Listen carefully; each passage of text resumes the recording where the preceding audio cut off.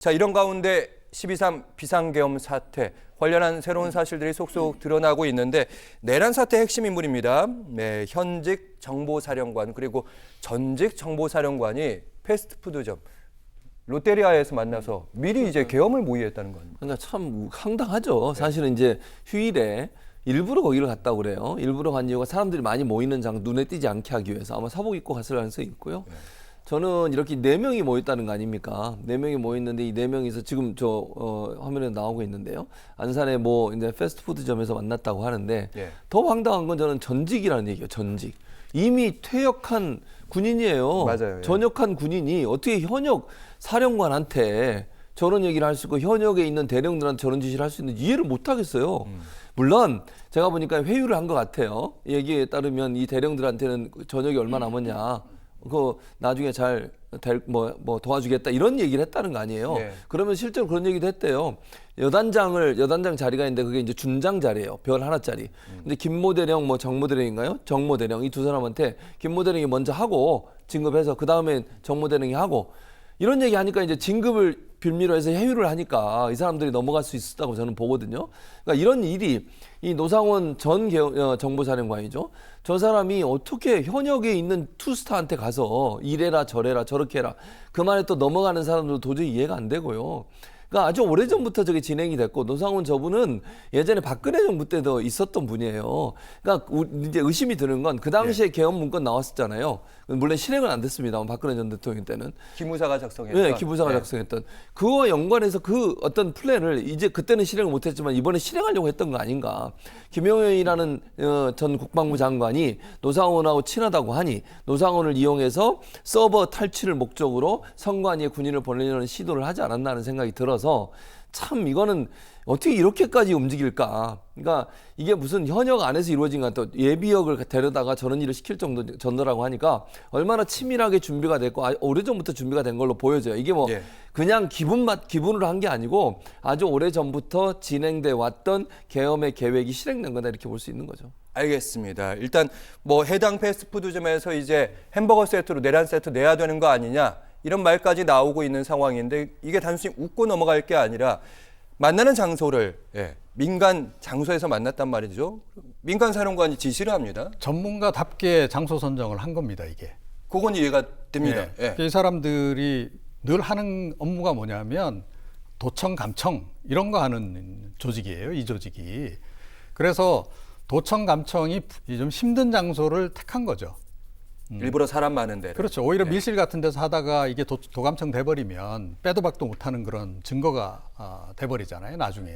자, 그렇기 때문에 공개적인 장소, 또 음악도 나오고 좀 시끌시끌하고 그런 장소를 택해서 일부러 회동을 거기서 한 거다. 한마디로 전문가의 냄새가 풀풀 난다. 이런 얘기를 좀 드리고 싶고, 그리고 이날 이 회동만으로 모의가 다 끝난 거겠습니까? 아닙니다. 사전 모의가 다 있었던 거고, 뭐 회동도 다 있었을 거고, 이 자리에서는 뭐 그냥 몇 가지 중요한 사항만 그냥 확인하고 넘어가는 그런 정도의 그 장소 모임이었을 가능성이 좀 높지 않나 이렇게 생각하고요. 그 다음에 그 현역들이 그러면 왜 그 전직에게 이렇게 끌려다녔을까? 그러니까요. 전직 뒤에 누군가 있기 때문에 그런 거죠. 네, 일단 김용현 전 장관하고는 가까웠다는 거 아니에요? 예, 뭐 전화도 수시로 하고. 그러니까 국방부 장관 지금 현재 국방부 장관하고 가까운 사이라고 하니 인사에 영향을 미칠 수 있는 그런 그 위치에 좀 있었던 거나 이제 다름이 없는 거고.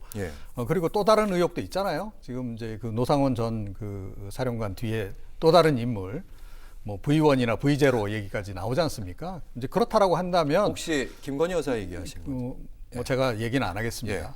그런 설도 있어요. 오비 얘기하시죠. 그렇다라고 한다면 이 사람들 입장에서는 내 그 승진줄을 쥐고 있는 사람이 바로 이 사람이다.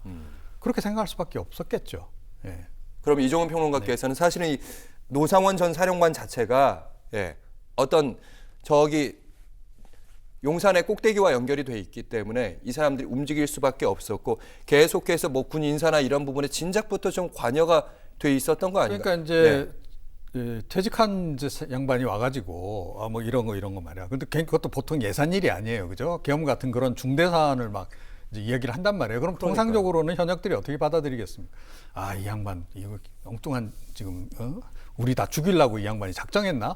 이렇게 생각을 하죠. 그러니까요. 그죠? 그런지 않고 그 지시에 따르기 시작했다라는 거는 그 인물 배우에 누군가가 있기 때문에 그런 거예요. 실세 누군가가 있기 때문에 이 사람들이 이 얘기를 듣고 따르고 하는 것이지 생각을 해보십시오. 이런 중대 사안을. 예. 예. 그럼 적어도 국방부 장관 정도는 당연히 이제 있는 거고 또 국방부 장관은 뭐 대통령이나 뭐 여사하고도 굉장히 가까운 사이라는 거, 뭐 과거부터 경호처장 할 때부터 알려져 있던 사실이고 뭐 김건희 라인이다 뭐 이런 얘기까지 있었잖아요. 네. 이제 그런 거하고 다 연관지어서 이거는 볼 수밖에 없는 거다. 예, 그렇게 생각합니다. 알겠습니다. 이종훈 평론가께서는 아무래도 전직 사령관과 그리고 현직 사령관이 만남, 단순하지는 않고 전직 사령관의 입김이 더 크다. 최진봉 교수님, 혹시 가장 정점과 연결돼서 이런 일이 가능했던 거 아니고, 왜 그 의문이 드냐면 거기에 참석했던 대령 두 분 있잖아요. 네. 12월 1일에 만났다고 하는데 그 전에라도 주변에 좀 알리거나 지금 우리 부대가 이런 일을 꾸미고 해서 제보라도 했을 것 같은데. 만약에 그게 이제 이상하게 생각하면 그렇게 했겠죠. 네. 근데 아마도 이제 아까도 제가 말씀드렸습니다만 뭐 이종훈 평론가 말씀처럼 이 전직 사령관 뒤에 누군가가 힘 있는 사람이 받쳐주고 뭐 김용현이라고 얘기를 해볼게요. 김용현 전 국방부 장관이 있어서 진급에 영향을 미칠 수 있다는 판단이 들면 이 사람들 입장에서는 그게 나쁜 짓이고 안 좋은 짓인지 알지만 본인이 이익을 얻을 수 있다면 또 충성할 수도 있겠죠. 그게 잘못된 선택이에요. 그건 정말 국가를 위기에 빠뜨리고 국민들에게 엄청난 피해를 줄 수 있는 일을 저지르면서 내 어떤 개인의 영달을 위해서 한 거니까 그 사람들 저는 잘못이라고 생각해요. 나 그걸로 회유했을 거예요. 제가 볼 때는 그렇게, 왜냐면 만약에 그런 회유가 없었다면 저 사람들을 따라 했겠어요? 제가 볼 때는 안 했을 거라고 생각하거든요. 법적으로 문제가 있다는 건 모르겠어요, 본인들이. 알죠. 예를 들면 계엄을 하고 내란을 한다? 이거는 본인들도 다 처벌받아야 된다는 걸 다 알아요. 예. 그럼에도 불구하고 대통령이 계엄을 선포한다고 하니 예컨대 그런 얘기가 있다고 하니 그렇게 진행될 거라고 하니까 나는 여기서 조금만 해주면 내가 스타가 될 수 있겠구나, 별을 달 수 있겠구나 이런 생각이 들어서 그 욕심 때문에 그렇게 했을 가능성이 있다고 보여지죠. 그리고 그거는 김용현 전 장관과 그 뒤에 대통령이라는 인물이 있기 때문에 가능한 거예요. 그게 없다고 하면 이 사람들 그 말을 따를 이유가 없잖아요. 이미 제대한 사람 말을 왜 따라합니까? 그거 말이 안 되는 거잖아요. 분명히 그걸 가지고 회의를 했을 거예요. 유혹을 했을 거고 그 유혹에 저 사람들이 빠진 거고 다 잘못이에요. 그런 유혹을 한 사람도 문제지만 또 따라 한 사람도 자기 개인의 욕심 때문에 국가를 위기에 빠뜨리는 그런 행동을 했으니까 그분들 책임져야 되겠죠.